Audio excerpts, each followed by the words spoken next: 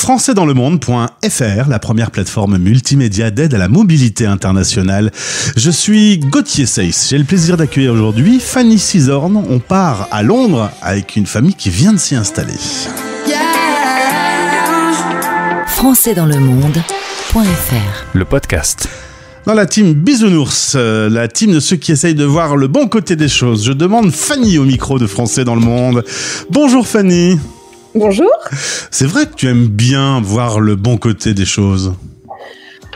Oui, c'est vrai. Je pense parce qu'on n'a pas le choix, donc il faut voir le bon côté des choses, construire le bon côté des choses pour améliorer la vie de toutes et tous. Il s'avère que pour préparer ton installation dans la capitale anglaise, tu as écouté des podcasts. Forcément, tu t'es retrouvé à écouter des podcasts de françaisdanslemonde.fr. C'est un vrai outil aujourd'hui de préparer une expatriation, de se renseigner et d'entendre des Français qui ont vécu la même chose. Indéniablement, il y a quelques années, ça devait être quelque chose de se renseigner pour partir à l'étranger. Et c'est vrai que maintenant, nous avons cette chance d'avoir Internet. Donc oui, j'ai regardé de nombreux sites Internet, j'ai écouté des podcasts, j'ai fait des calls avec des Français et Françaises installés à Londres. Donc oui, merci pour ce podcast parce que ça a été un outil indispensable pour comprendre les mécanismes de l'expatriation. Et bien maintenant, la boucle est bouclée. Tu es dans le podcast et c'est toi qui réponds à mes questions. Tu vas justement nous parler d'une installation à Londres en 2023. Ça s'est passé en août 2023. La petite histoire fait que tu es né en Normandie d'un papa marseillais et d'une maman marseillaise et d'un papa breton.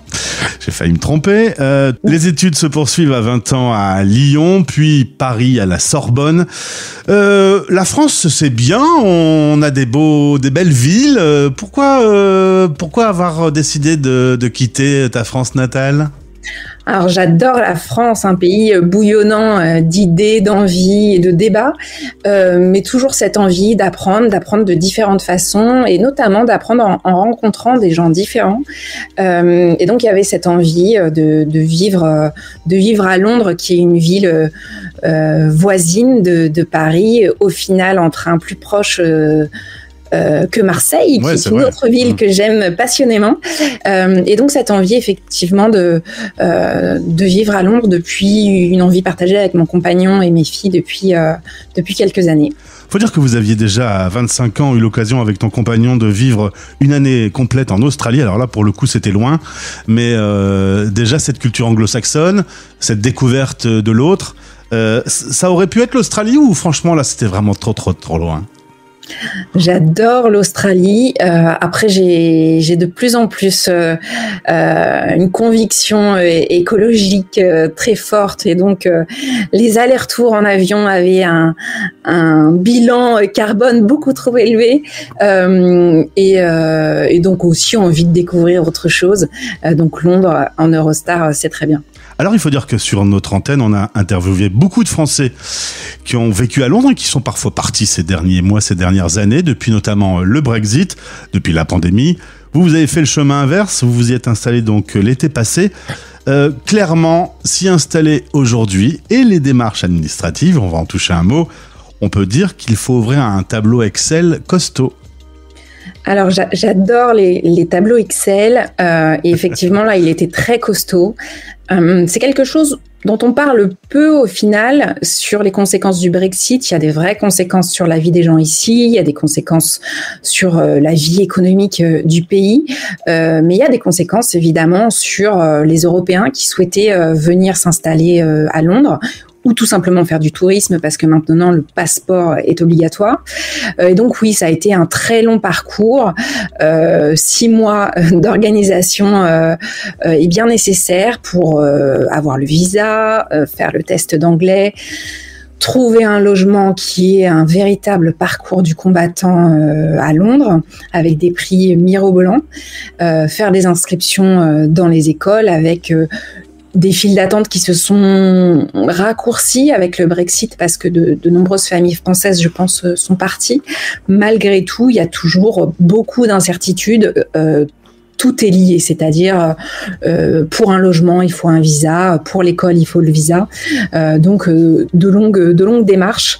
Après effectivement beaucoup d'organisations, mais on est bien conscient de notre chance, on est bien conscient que c'est une expatriation choisie, c'est une mobilité voulue pour une opportunité professionnelle. Donc voilà, malgré tout, au bout du bout, c'était une vie très sympathique qui allait nous attendre, donc on l'a fait avec plaisir. Il faut dire qu'entre le vote du Brexit et ce qui est réellement mis en place depuis finalement quelques mois seulement, c'est maintenant que la galère commence réellement. Tu me parlais du test d'anglais, du visa, les coûts aussi, parce que tout augmente. Avant, c'était l'Europe, donc on avait une liberté de circulation. Clairement, les Anglais font tout ce qu'il faut pour que ça soit une immigration maîtrisée, finalement. Oui, mais maîtrisée, mais au final, ça ne fonctionne pas. Et toutes les analyses montrent que il y a, en tout cas, l'immigration n'est pas plus ou moins maîtrisée. Les chiffres sont les mêmes, donc l'immigration, faut la réfléchir autrement. Et quand il y a de la misère dans le monde, on a beau mettre des visas, des passeports, des bateaux flottants pour y mettre les réfugiés, tout ça ne fonctionne pas. Donc, si c'était simplement pour l'immigration, en tout cas, c'est pas une solution. Si c'était soi-disant pour protéger de l'économie de l'Europe, ça ne fonctionne pas non plus. Il y a eu un rapport très récemment du maire de Londres qui montre les conséquences du Brexit sur l'économie londonienne. Donc bon, je pense que les conservateurs, et d'ailleurs ils sont bien mal lotis dans les sondages, les objectifs visés ne sont pas atteints. Après c'est aux électeurs anglais d'en juger, bien sûr. Ça fait juste un tableau Excel un peu plus compliqué. Concrètement, pour une famille de 4 personnes, le coût, par exemple, ça représentait combien, votre installation à Londres ? Ça, je peux pas vous dire parce que comme c'est une expatriation qui est accompagnée par l'employeur de mon compagnon. Ouais. En tout cas, ce que je peux vous dire, c'est qu'il y a le coût du déménagement. Un déménagement lambda, on est déjà tous bien stressés, donc à l'étranger, c'est énorme. Les frais de scolarité des écoles françaises, et puis le coût de la vie est aussi plus élevé. Ouais. Et le coût du logement. Moi, c'est vraiment, s'il y a une chose qui m'a vraiment marqué en arrivant à Londres, c'est le coût du logement, parce que déjà quand on vit en région parisienne, on se dit mais où va-t-on ? Quand on arrive à Londres, on se dit mais le monde est fou, le monde est fou. Et puis quand on est française, qu'on a une culture de la bataille politique aussi, et qu'on voit que les locataires ont si peu de droits ici. Tous les ans, les contrats de location sont renégociables, les augmentations de loyer ne sont pas encadrées par la loi. Bon voilà, c'est quand même c'est un pays anglo-saxon avec ses qualités et ses défauts.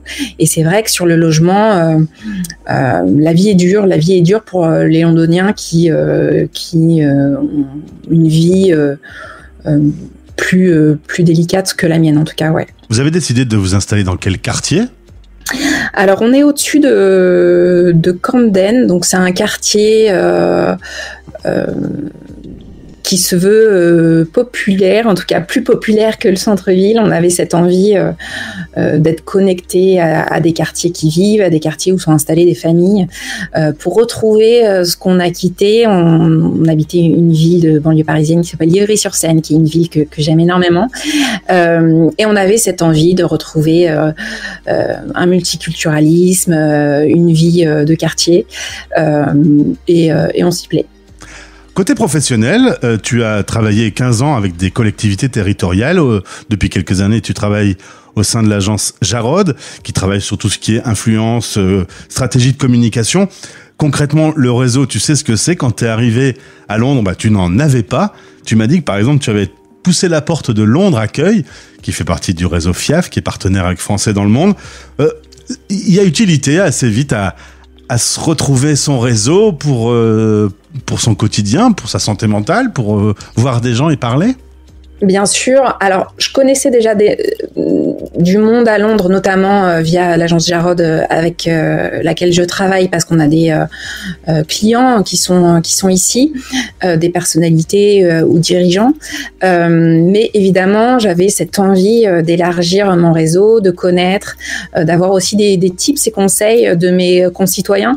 Alors, avec cette envie de ne pas m'enfermer, évidemment, dans la communauté française, parce que quand on va vivre à l'étranger, c'est pour découvrir plein de personnes, mais malgré tout, cette communauté française a été une vraie richesse, que ça soit sur le logement, les réseaux, les lieux de rencontres, de réunions. J'ai participé à des tas de colloques, de séminaires sur la démocratie, le féminisme, qui sont des sujets qui me sont chers, par le biais de rencontres de Français qui après conseillent, mettent en réseau. Donc oui, c'est une richesse indispensable et je conseille vraiment à tous les Français, même celles et ceux qui ont envie de prendre la distance avec la communauté française en se disant je vais à l'étranger pour rencontrer des Anglais ou autres. Bien sûr. Malgré tout, c'est une richesse extraordinaire d'accepter les expériences des uns et des autres. Donc oui, indéniablement, ça a été un accélérateur de bien-être et de réussite à cette expatriation. Fanny, pour conclure, 6 mois après votre installation, il y a quand même des moments où tu dis j'ai fait une bêtise, j'aurais pas dû, ou ça n'arrive pas, ou à l'inverse des moments d'euphorie, c'est super cette nouvelle vie. Il est où le curseur? Est-ce qu'il bouge? Le curseur bouge toujours. C'est une réussite parce que j'arrive à construire une histoire ici, tout en mêlant mon expérience. Donc, je travaille toujours avec l'agence Jarod en directrice conseil sur plein de sujets passionnants de communication, d'ingénierie, comment on travaille ensemble. Je développe en parallèle une activité de coach ici à Londres, mais aussi à Paris. Donc, voilà, ce grand bain, je le saisis parce que c'est l'aventure, parce que je me permets d'oser, parce que je suis aussi très bien accompagnée pour le faire. Mais évidemment, il y a des doutes, évidemment, il y a plein de questions, mais c'est aussi un état d'esprit de se questionner, de douter, et c'est plutôt sain de douter et de se questionner sur là où on en est. Mais le fait d'avoir des collègues, le fait d'avoir des amis, le fait d'avoir un réseau solidaire fait que on trouve des réponses à nos questions. Et puis, je mets aussi à cœur d'avoir un engagement local et engagé et militant. Donc, je donne aussi de mon temps à l'association Oxfam dans mon quartier, avec cette volonté de me connecter du coup à ce pays, de construire une histoire avec ce pays et cette ville. Voilà, penser global et agir local, c'est quelque chose que j'aime bien mettre en pratique dans mon travail, mais aussi dans ma vie de tous les jours. Et le bon côté des choses et la team Bisounours est donc respectée. Merci Fanny pour ce témoignage. Et si tu cherches une bonne baguette française, j'ai interviewé la famille Puget qui s'est installée et qui vient des Vosges et qui a ouvert sa boulangerie à Londres il y a peu de temps.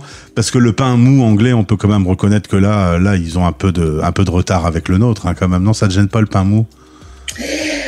Eh bien, je m'y fais, mais c'est vrai que j'ai plaisir à manger la fameuse baguette quand je reviens en France, mais après, il y a malgré tout plein de bonnes choses. Les Français me posent toujours la question, c'est la première question qui vient quand je vais en France, est-ce que tu manges bien? Donc, on voit quand même qu'il y a une appétence pour la nourriture pour nos collègues français, mais oui, je rassure tout le monde, on peut manger bien à Londres, et j'ai pas encore tenté la gelée, mais promis, ça sera fait prochainement. Eh bien, tu me raconteras. Merci pour ce témoignage. On te retrouvera dans quelques mois pour voir justement comment cette installation se passe. Merci et bon courage pour ton activité. Je rappelle que tu es donc coach dans tout ce qui concerne le faire ensemble pour les dirigeants. C'est Fanny Cisor Conseil.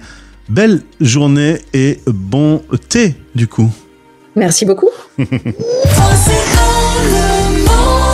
Françaisdanslemonde.fr